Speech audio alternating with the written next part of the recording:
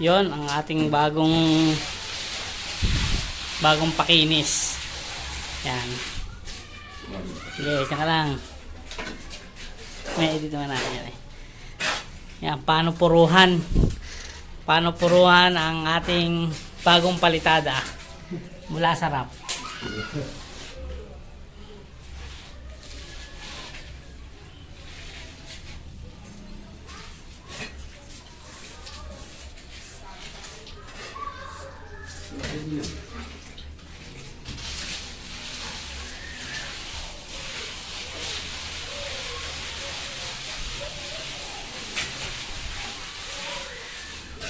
Yan.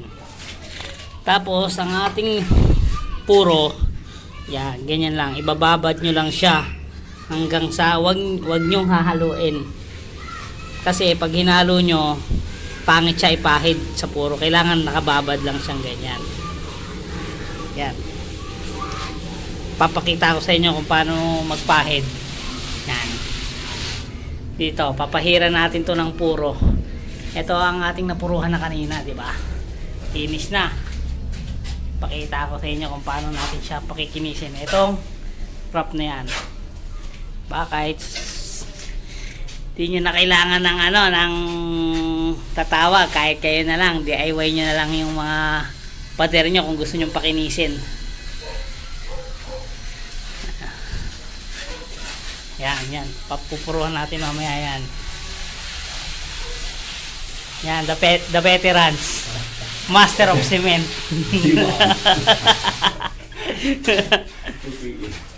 Pumapahid kahit walang tansi.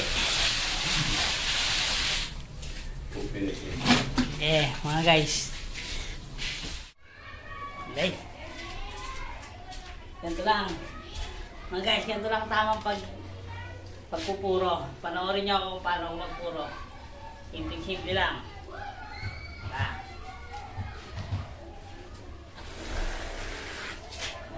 Simple lang. Agutin nyo naman ganyan. Diba?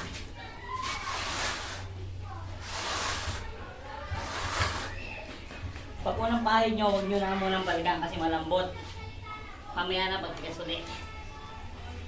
Pahidan nyo muna lahat. Oh.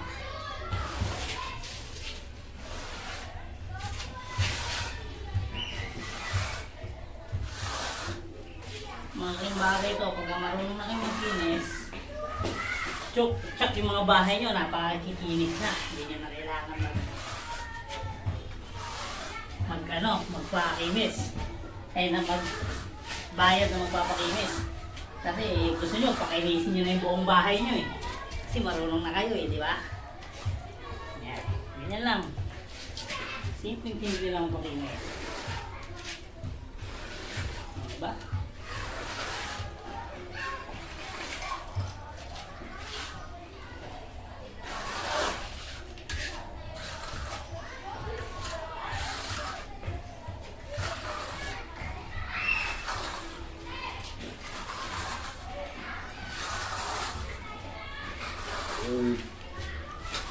May bato.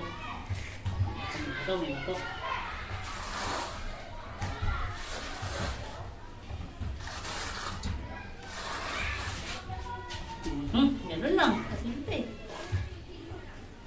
Pahiran nyo muna lahat bago nyo balikan.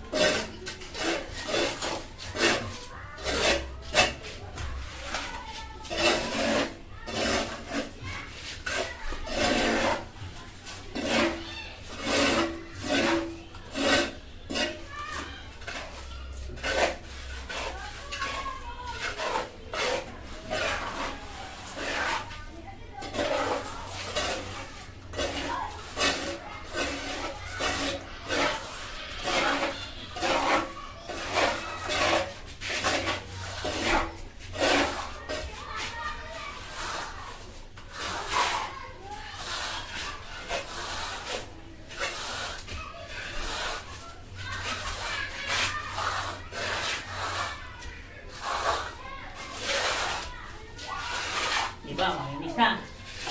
Pero mayroon bang hindi nalalagyan. Mamaya papasadahan nyo pa ng isa. Pagka medyo matigas-tigas na yung unang pahid nyo. Patigasin nyo lang siya ng konti.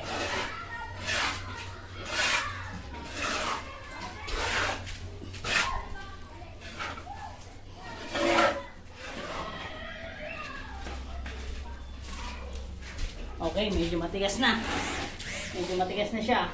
Babalikan natin ng isa pang hagod para talagang yung mga butas-butas. Yung mga butas-butas na ganyan, madaanan. Babalikan pa natin ng isa pang hagod.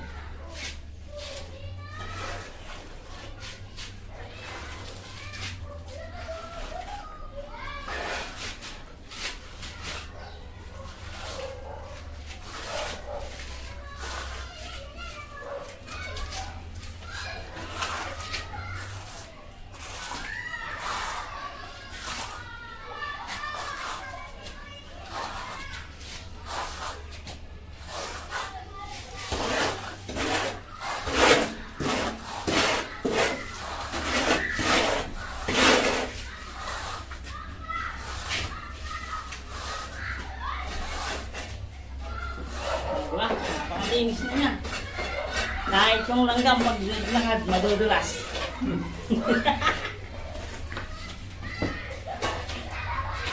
Maganda pa.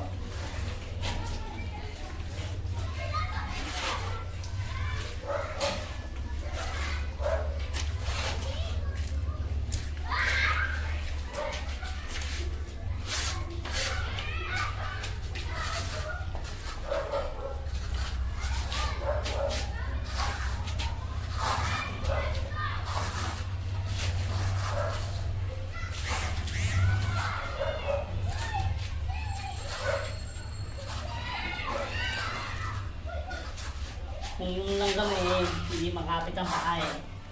Wala.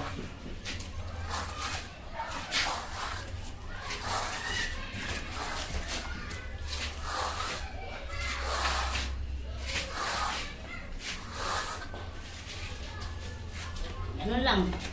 Pag pangalawang hagod nyo, yung mga butas-butas na hindi nadamaan, yun. Kasi medyo malambot pa kanina, patitigasin nyo lang.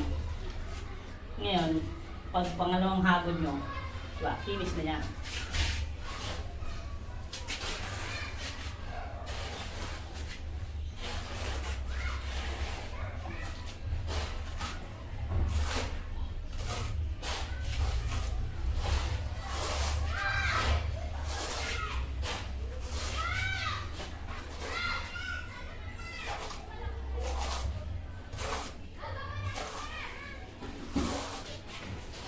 Okay, okay. Diba? Saka nga pala tips para hindi kayo mahirapan magpuro. Tips para hindi kayo mahirapan magpuro. Kailangan pupuruan nyo siya yung bagong palitada pa. Yung kakapahid pa lang ano, huwag kayo magpupuro ng matigas na yung semento. Kasi mahirap na magpuro nun. Kung bago lang kayo, mahihirapan kayo. Kaya, ganito lang, yung bagong palitada pa lang, sa kanya na napupuruhan agad. Para yan, ayan, simpleng-simple. Pagpahid pa lang, yung mahawin na kagad yung ano, kahit may bato siya, ibabaw niya lang. Kasi malambot na yung palitada. Diba? Okay. Yan na naman akong bago naturo sa inyo. Okay. Hindi pa tayo tapos. Meron pa ako sa inyo isang trivia na ginagamit na talagang pangpakinis ng pader. Yung iba, ginagamit foam. Yung mga foam na ano, yan ang ginagamit nila pampakinis. Pag tuyo na yung inano nila, yan o. Punas lang nila ng ganyan ng foam. Sobrang kinis na yan. Pag pinunasan mo ng foam, mawawala yung mga ligas-gas. Yung iba naman, ang ginagamit, brush. Inaano ng brush para mawala. Pero para sa akin, ang ginagamit ko talagang pampakinis, dyaryo or papel. Minsan kasi yung mga simento may papel yun eh. May mga papel. Yung mas maganda, mas makapal kaysa doon sa mga papel. Dahil wala akong dyaryo o kaya papel ng semento, ito ang gagamitin ko. Yan o. Kita nyo. Ayan o. Pag ginamitan nyo ng papel yan. Ayan, sobrang kinis yan. Sobrang kinis nung puro. Pupunasan nyo lang ng papel. Pero mas maganda yung dyaryo talaga. Yan, sobrang kinis yan. Tips yan para sobrang kinis talaga ng puro nyo. Ayan o, nakikita nyo yung hagod. Ayan o. Ayan o, pag hinagudan nyo ng papel o. Ayan o. Sobrang kinis, di ba? Ganyan yung iba, kaya iba nakikita nyo. Okay, tips lang mga guys. Kung sobrang gusto nyo sobrang kinis. Pero iba kasi, hindi nila kinikinisan ng sobra. Kasi ginagamitan nila ng skim coat. Ito kasi puro lang, wala nang skim coat. Paanoin ko lang, lalasunin, pagkalason, primer, tapos na. Okay guys, salamat. Maraming salamat sa mga manonood. Tapos pag mayroon kayong request, pwede nyo sa akin i-comment para magawa natin. Naituro ko sa inyo.